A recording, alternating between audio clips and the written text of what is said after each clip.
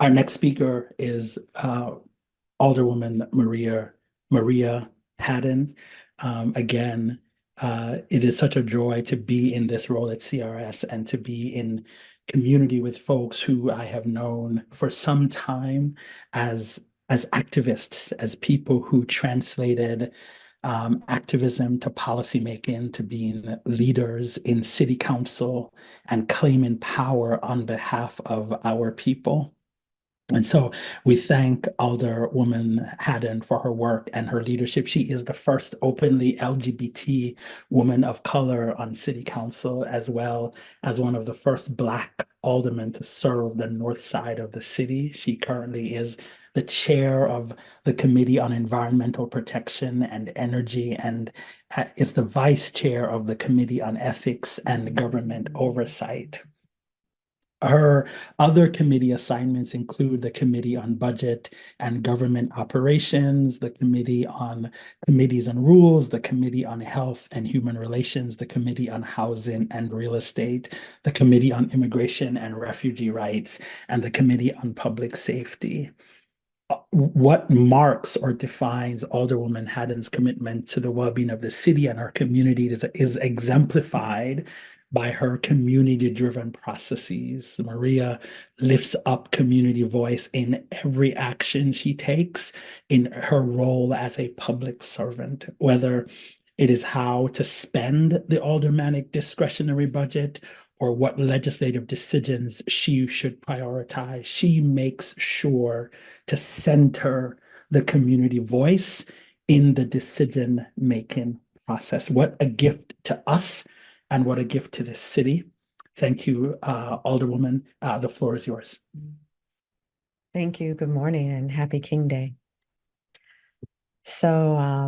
I'm honored to be here, and it's been really lovely to hear the reflections from your other guests today.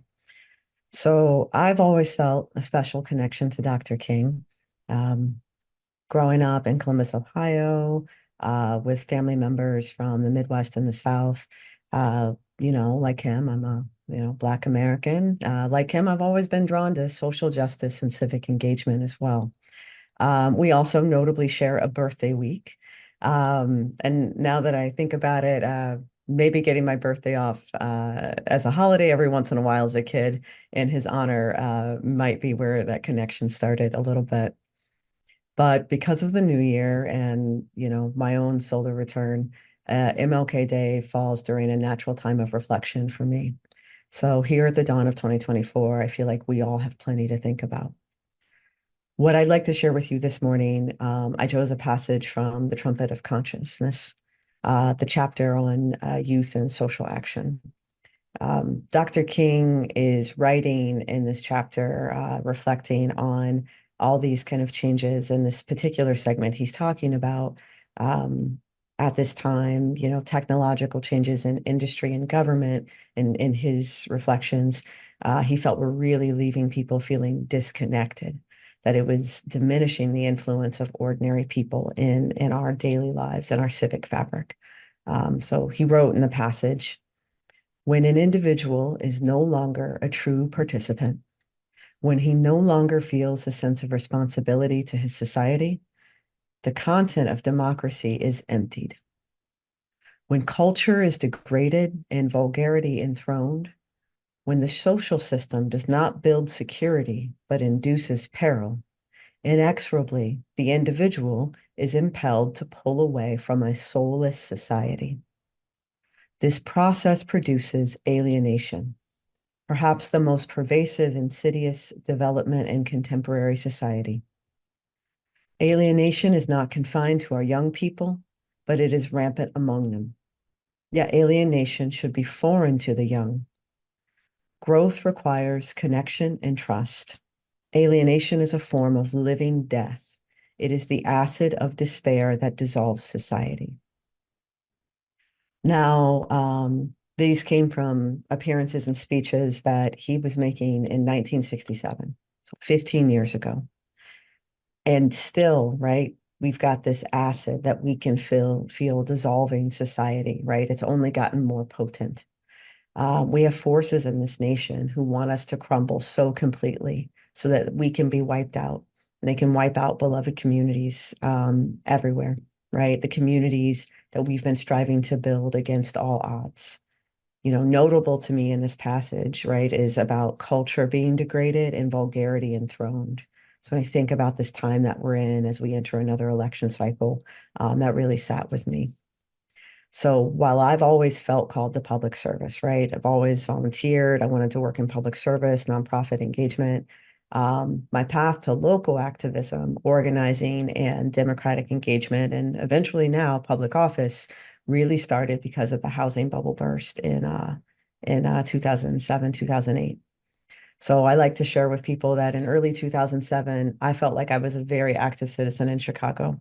I worked full time. I went to grad school part time. I had just purchased a home. I was volunteering in my neighborhood at a local nonprofit. I read the news. I paid taxes. I voted. And then everything fell apart. I lost income. I lost my home.